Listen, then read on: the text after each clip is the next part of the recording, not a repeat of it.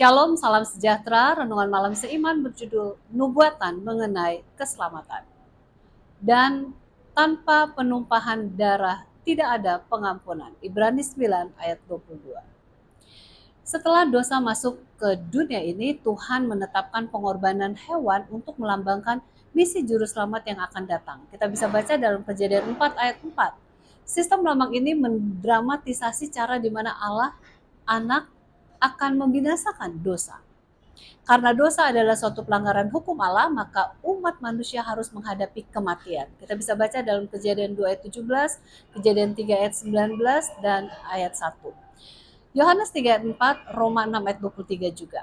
Hukum Allah menuntut nyawa orang berdosa. Namun dalam kasih Allah yang tidak terbatas itu, ia mengaruniakan anaknya yang tunggal supaya setiap orang yang percaya kepadanya tidak akan binasa melainkan beroleh hidup yang kekal. Yohanes 3 ayat 16. Sungguh suatu tindakan merendahkan diri yang tiada taranya. Bayangkan Allah anak yang abadi, ia sendiri membayar hukuman dosa yang seharusnya menjadi tanggungan orang lain. Supaya dengan demikian ia dapat memberikan pengampunan dan perdamaian dengan kealahan itu. Setelah bangsa Israel keluar dari Mesir, persembahan korban diselenggarakan di dalam bait suci sebagai suatu bagian hubungan perjanjian antara Allah dengan umatnya. Musa membangun Ka'bah itu sesuai dengan pola yang terdapat di surga. Bait suci dengan segala pelayanan yang dilakukan di dalamnya dibuat untuk menggambarkan rencana keselamatan. Kita bisa baca dalam Keluaran 25 ayat 8 dan 9, Ibrani 8 ayat 1 sampai 5.